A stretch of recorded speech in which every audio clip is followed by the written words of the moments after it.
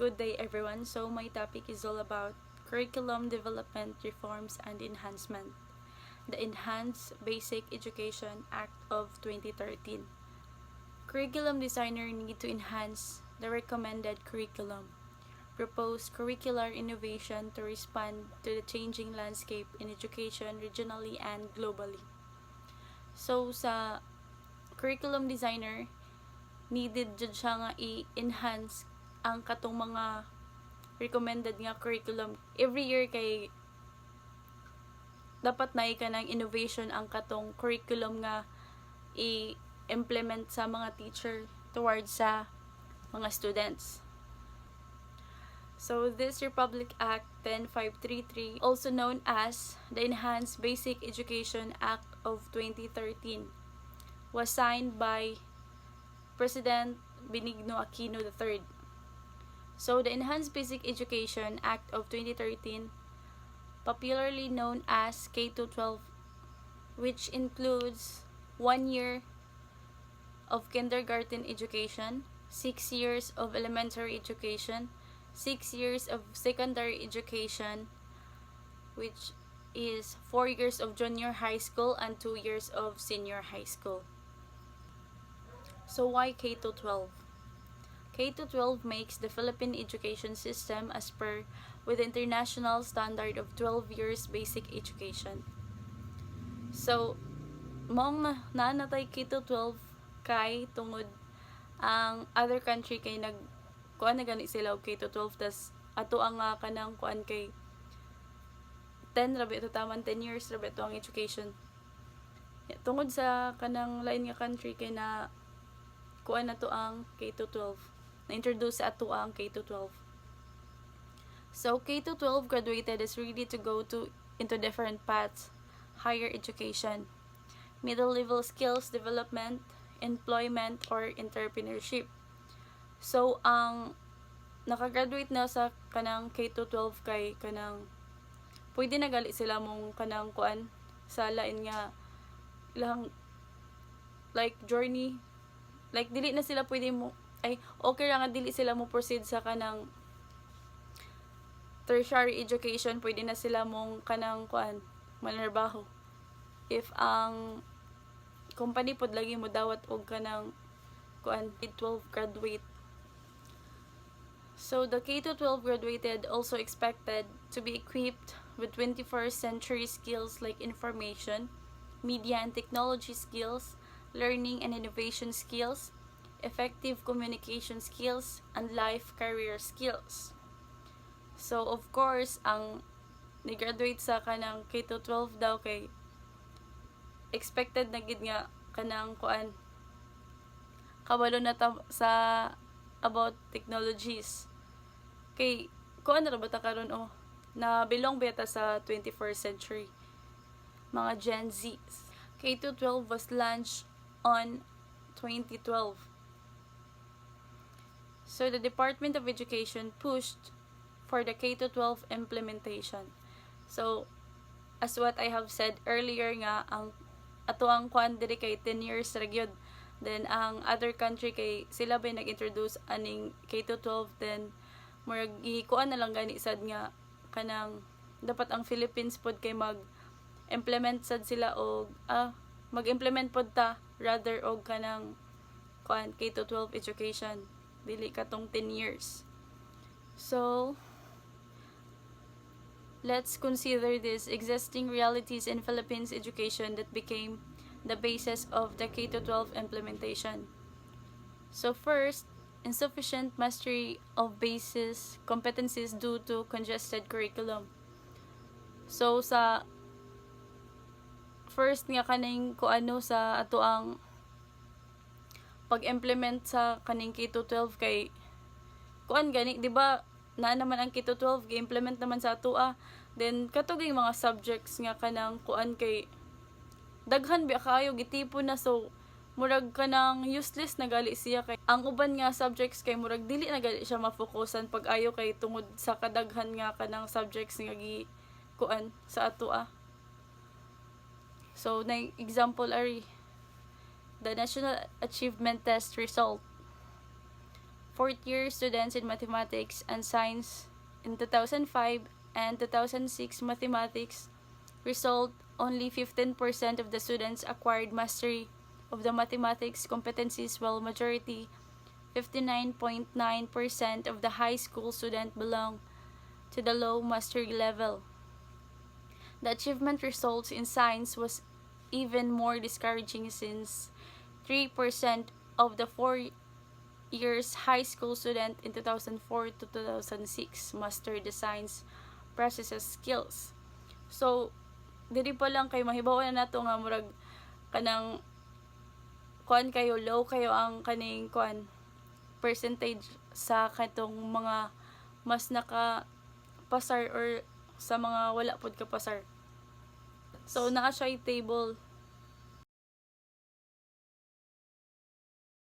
So in international examination, the Philippines performed poorly as revealed in 2003 TIMSS, which is Trends in International Mathematics and Science Scores.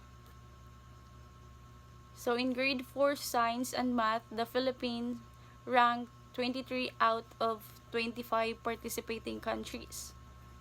In high school science, the Philippines ranked 43 out of 46, and in math ranked 34 out of 38. So diri kay murag na siya kanang kalainan.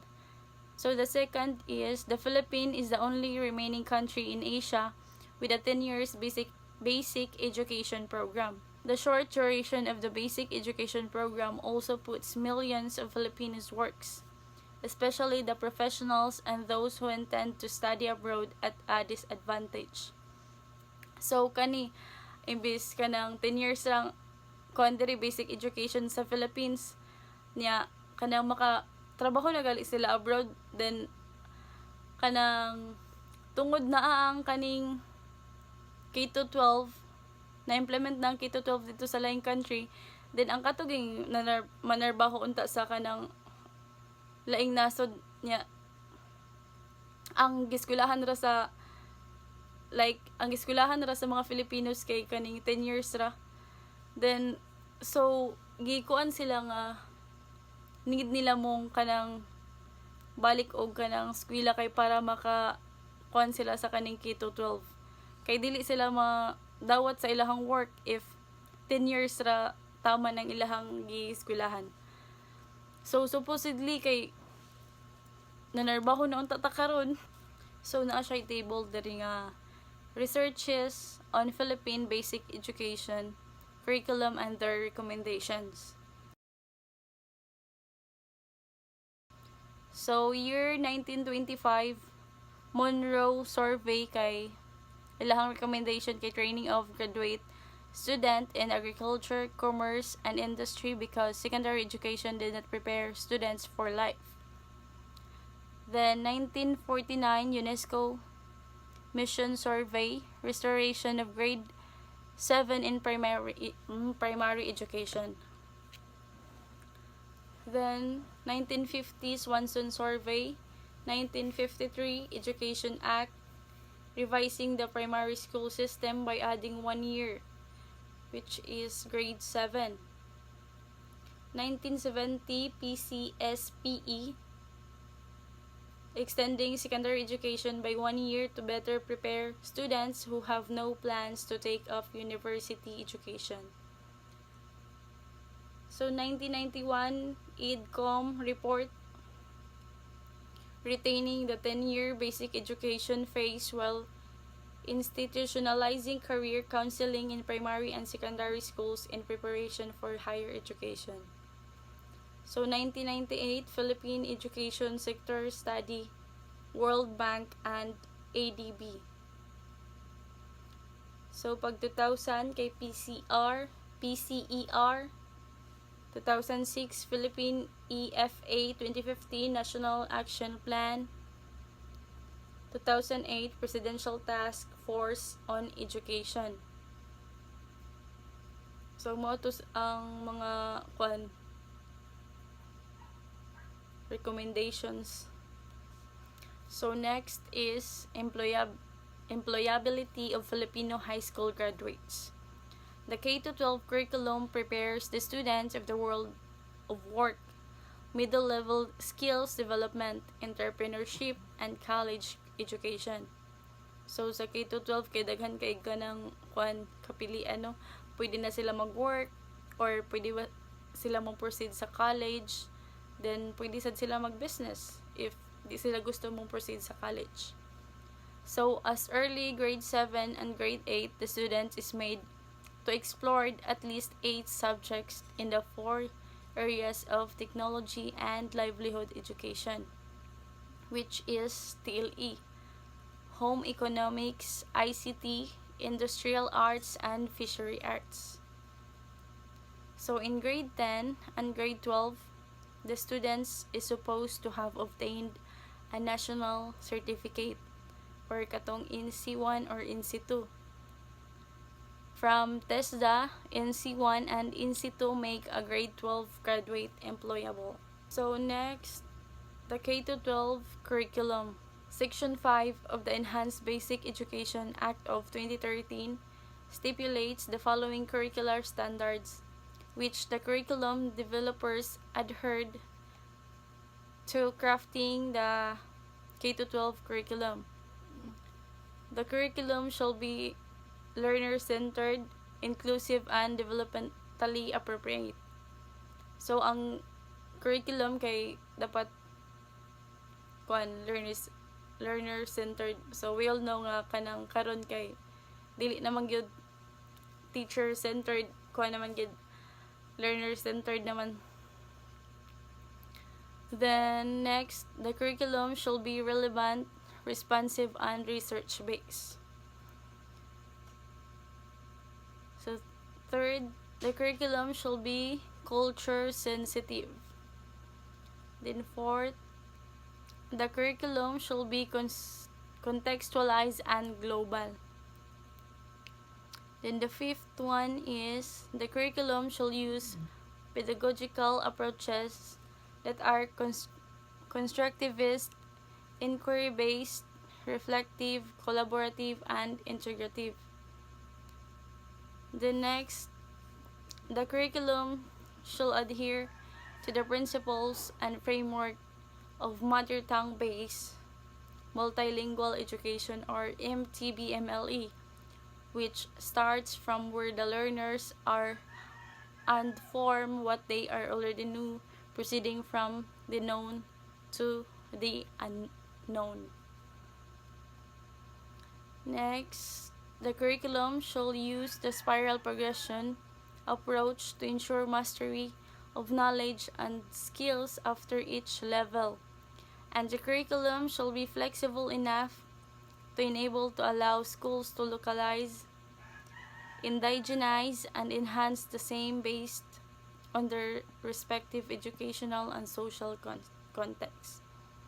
So, mao to ang mga standards sa curriculum developers. So, the senior high school curriculum. There are 4 tracks in senior high school. These are academic track, tech book, sports and arts, and design track. The academic track has 4 strands, namely katong STEM, science, technology, engineering, and math.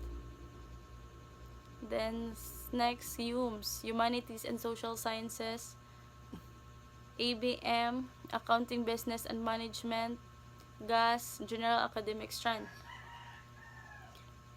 Table rin sa kaning core subjects sa senior high school. Na language, humanities, communication, mathematics, science, social science, and last kay philosophy. Then also na 7 contextualized subjects. Sa academic track kay English for academic and professionals purposes. Introduction to research methods, quantitative and qualitative.